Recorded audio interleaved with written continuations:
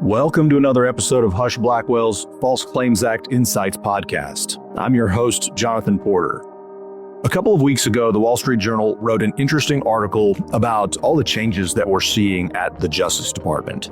The article talked about DOJ's pause on enforcing foreign bribery and how DOJ is ending some corporate monitorships early. The article talked about how DOJ has signaled coming changes in antitrust and securities fraud enforcement too. But then the Wall Street Journal article asked this question: if DOJ isn't doing all of those other things, what will it do? And the answer was healthcare fraud. The Journal noted that their sources told them that DOJ is moving people out of those antitrust and securities fraud areas and moving them into healthcare fraud, meaning the healthcare industry will likely be seeing more investigations soon once those new prosecutors get a handle on, the basics of healthcare, which, believe me, that takes some time. This is coming at a fascinating time because the Seventh Circuit just narrowed up what can be enforced under the anti-kickback statute in the Sorensen case. And so this healthcare enforcement landscape is going to be changing, and we're going to follow it on this podcast as best we can. One potential DOJ pivot with more healthcare fraud focus, but a narrowed up anti-kickback statute, is to look to EKRA, the Eliminating Kickbacks in Recovery Act of 2018. That's what we're talking about on the podcast today, EKRA, whether EKRA enforcement could be about to take off, and what people in those fields covered by EKRA might want to think about right now. Joining me to talk about EKRA is my Husch Blackwell colleague, Brandon Hall. Brandon is a healthcare regulatory lawyer in Husch Blackwell's St. Louis office. Brandon is a lot like me in the sense that we both spend a lot of time keeping on top of new developments in healthcare, figuring out how those developments could impact various healthcare sectors, and then helping our clients in a proactive way get ready for changes. It's always fun for me to compare notes with Brandon, and EKRA is one of the many areas I've enjoyed picking Brandon's brain on recently. And that's what we're doing on the podcast today, talking EKRA with Brandon. And so, Brandon, welcome to the podcast. Thanks for joining me and telling our listeners a little bit about EKRA. Thanks, Jonathan. Thanks for having me, and it's a pleasure to be with you today. All right, Brandon, before we get started with EKRA, I actually want to take us in a slightly different direction at first. So one of the things that I like about you, Brandon, is that you've got real world healthcare experience, and that's something that I know our clients value in you. So before you went to law school, you sold medical devices. Regular listeners may remember a podcast episode I did with my friends Mara Smith and Tynan Kugler about how life sciences companies can market products to healthcare providers without crossing a kickback line. But I want to take a few minutes, Brandon, to talk with you about that topic as well. And then we'll talk EKRA. So, Brandon, could you tell us how you and other sales reps went about educating physicians while not crossing any compliance lines? And did you ever hear stories of anyone, egregiously crossing some sort of a compliance line? Yeah, so I sold medical devices, as you mentioned, from 2013 till about the end of 2015, right before I went to law school. I worked for a cardiac monitoring company, and the company was commercial insurance. It was covered by Medicaid, Medicare, so triggered all of the right things for fraud and abuse concerns. By that time, pharma had laid a pretty good example of some of the more egregious stuff not to do, the sort of wild parties, the really elaborate meals, the concert and Super Bowl ticket sort of things. Those things had, the glory days, as the doctors like to call them. Those were by and large gone. But what we did kind of see were, I would say, efforts to be innovative and creative to get in front of the doctors that weren't just sort of the staple, bring a lunch for the doctors and the staff, talk about some of the material you've got and maybe your product a little bit, and try to sell them or move them from maybe the product they use or finding a problem that they had with the service provider they had.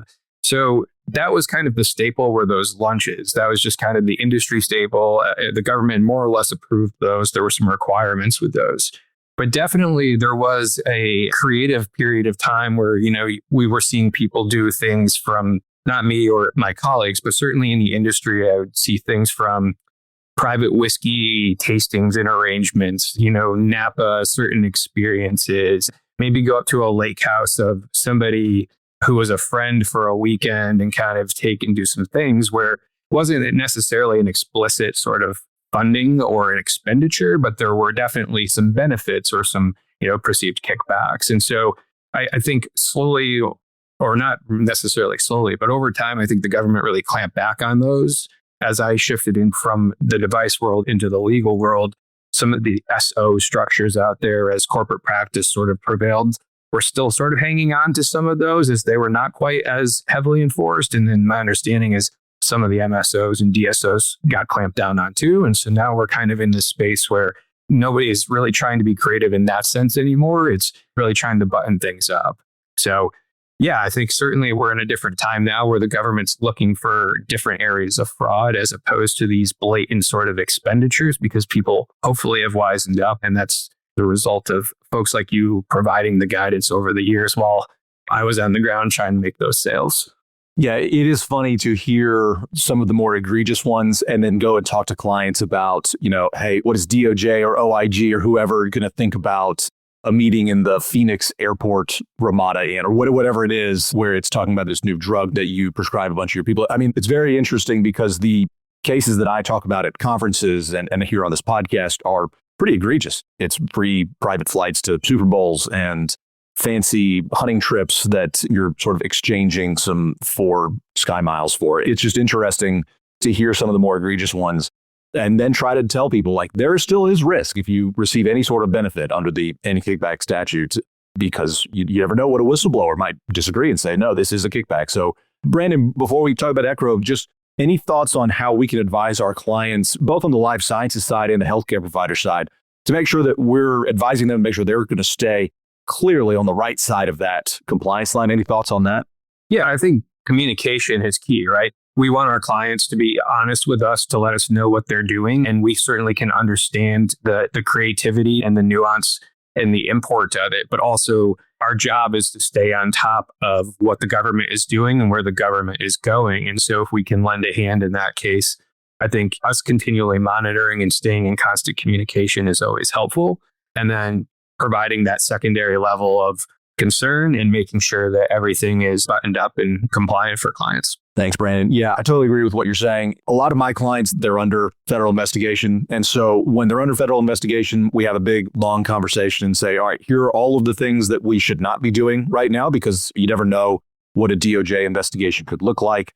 They could take a hard left and go suddenly towards something that we didn't see coming. And so one of the things I'll often tell them is, all right, are you guys taking any sort of life sciences funded trips somewhere?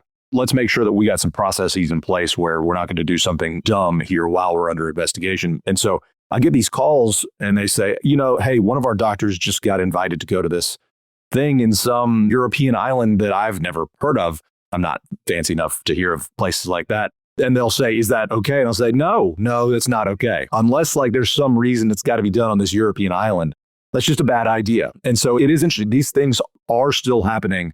And so, Brandon, it's on us to sort of make sure our clients know there is risk to accepting these types of things, even though it's all being reported through CMS open payments, which is a really fascinating concept. AKS is a willful statute, and I don't think you can really commit a crime and then report it to the government that you're doing it and still do that willfully. So I'm fascinated by that topic. Couldn't resist the chance to pick your brain on that. But speaking of willful statutes, let's talk about EKRA.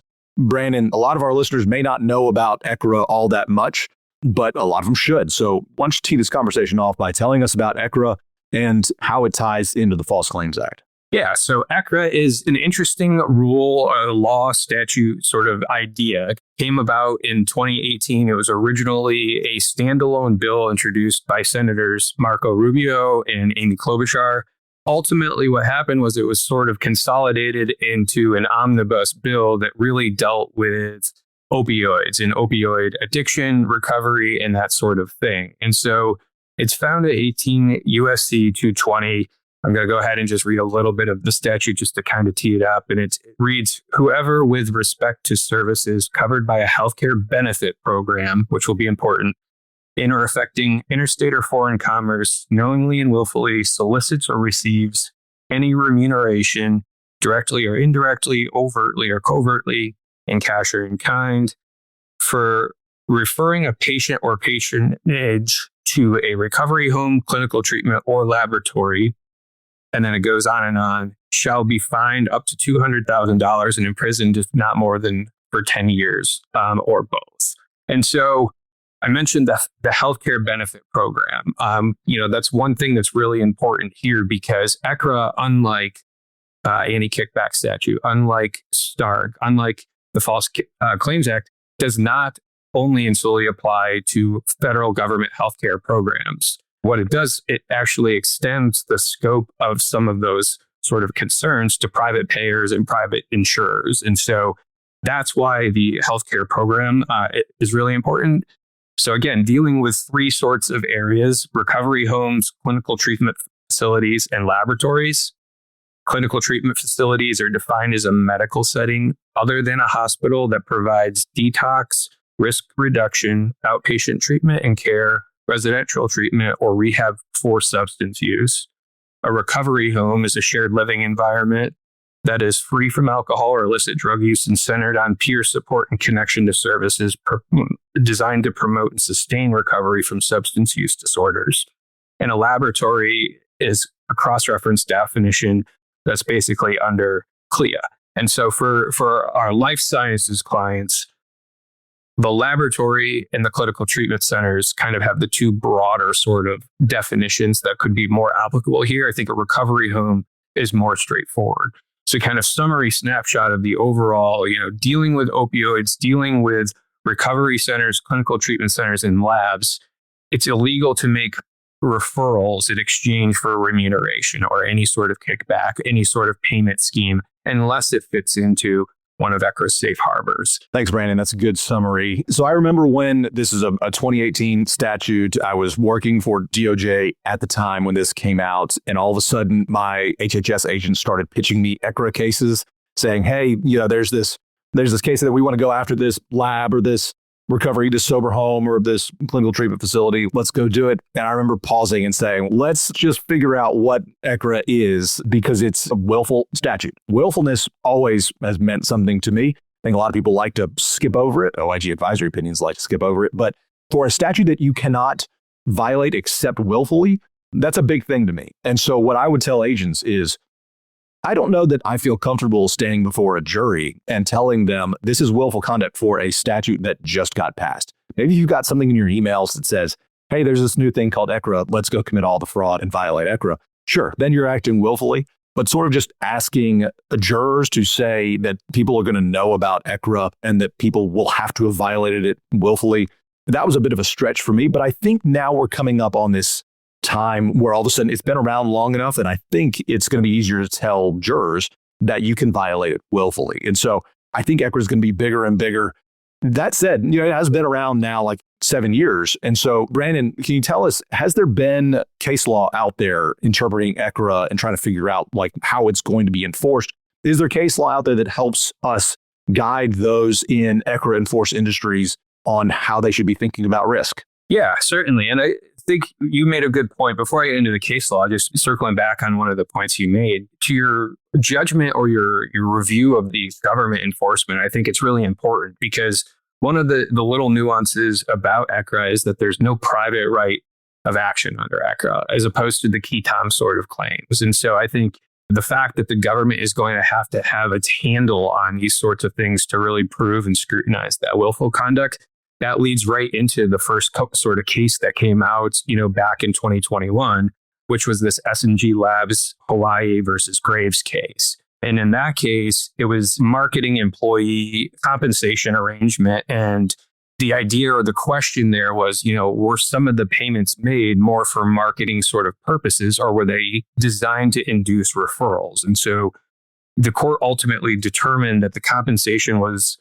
more to induce business from physicians in the overall scheme and not to directly make the referrals that were sort of designed or intended for under EKRA. So ultimately, that case did deal with a little bit of knowledge of EKRA and kind of the tiptoeing around sort of the compensation arrangement sort of requirements.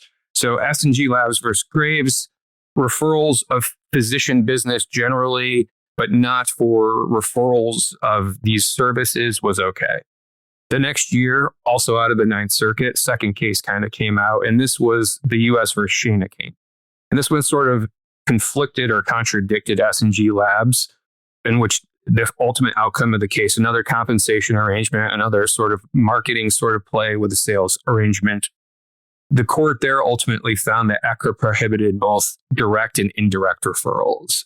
The overall sort of scrutiny and takeaway there was induce is really meant to be a sort of plethora of things. It's not meant to be strictly one for one, tick for tack, meaning you wouldn't induce a long-term business without expecting some sort of referrals. And so sort of walked back the Graves interpretation and holding even within its own circuit. Things went quiet for a little while after that. We didn't really hear much on EKRA. And I think, part of that is because of potentially of the shifting of focuses and just not understanding it or trying to get a grasp on it. Fast forward to the end of last year, and a new case came out from the Eastern District of Pennsylvania, GF Industries of Missouri LLC versus Lehigh Valley Genomics.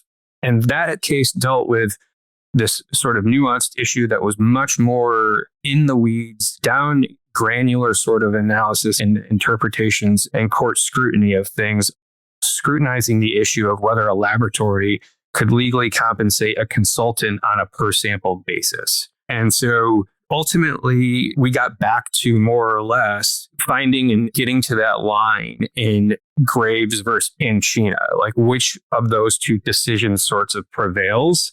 And the court in this case ultimately determined that performance-based compensation structures may not necessarily violate EKRA. More or less, this case, it differentiates between marketing activities and inducing referrals. So we're sort of back to that Graves sort of analysis. And so in 4 years, we've gone full circle. And whether that is that the court maybe initially got it right in Graves and is back to getting it right now, or we don't know, or potentially just that, this was the first time that a court has really analyzed DOJ enforcement opinions, other sort of circuits, and really gotten into the weeds, into the depth that it did to make this determination. And so where we stand overall is it's about as clear as mud. But overall, I think reading the tea leaves here, there could be a little bit of room to design some payment arrangements that are permissible under EKRA. I think it would be important, obviously, to do it and do it right. But reading the tea leaves of the recent trends, that may be the thing. Thanks, Brandon. Yeah, clear as mud is a good way of summarizing all of this down into a nice, succinct phrase. To me, EKRA enforcement's an interesting issue because this is an area of priority. I know that for years, DOJ and the people who think about high-level policy, they're very interested in sober homes. They're very interested in clinical treatment facilities. They're very interested in labs.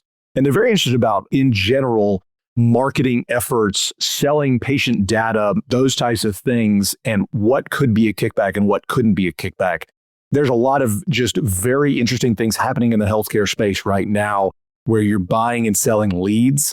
And it's just really interesting that EKRA is coming along, and you've got the Sorensen case out of the Seventh Circuit that I mentioned before. All of this is sort of coming together, and it's not clear at all what's okay, what's not okay. And it's a little frustrating to me that we're doing this in the context of criminal law. EKRA is a criminal law. It's a felony. You can go to prison for up to 10 years per count of conviction. And so all of this is happening with this threat of going to federal prison behind you.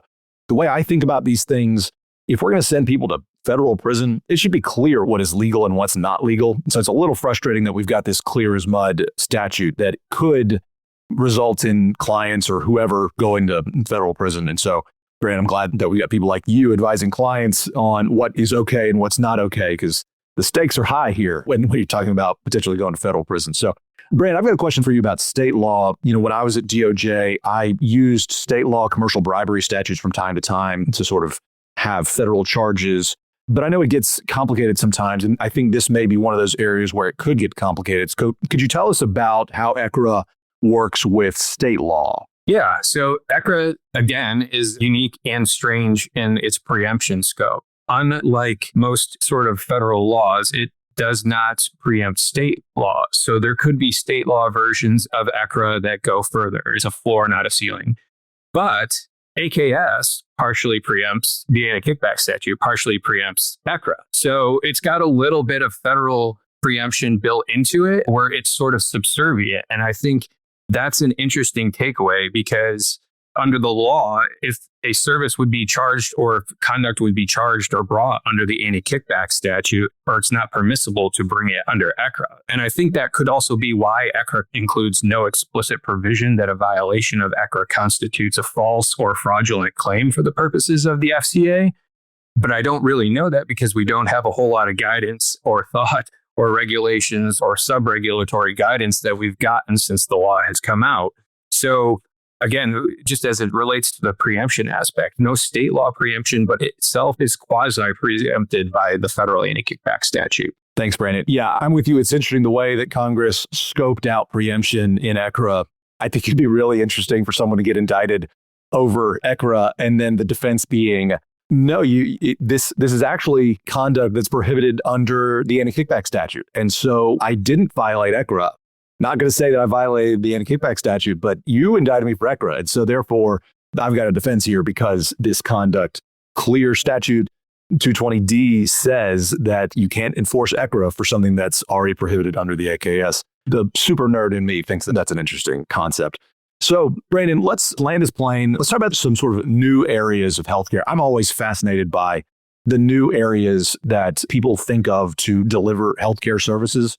My wife right now, she's the president of the Georgia Board of Nursing, and from time to time, she'll be able to tell me about something that they're looking at. And there's all these amazing, some concerning new types of healthcare facilities. Botox facilities are showing up all over the place, and my wife gets involved because oftentimes they don't have the right medical professional overseeing what's being done there, and so the board of nursing gets involved. But there's one of those areas, sort of non-conventional healthcare clinics that I think may have potentially EKRA implications. That's hangover clinics. So my question for you, Brandon, close us out on this. Do hangover clinics risk falling under the definition of a clinical treatment facility and thus, fall under EKRA's regulatory scheme? Tell us about hangover clinics. End the conversation with hangover clinics, as we ought to do on this podcast. Tell us about hangover clinics and whether those could be enforced under EKRA.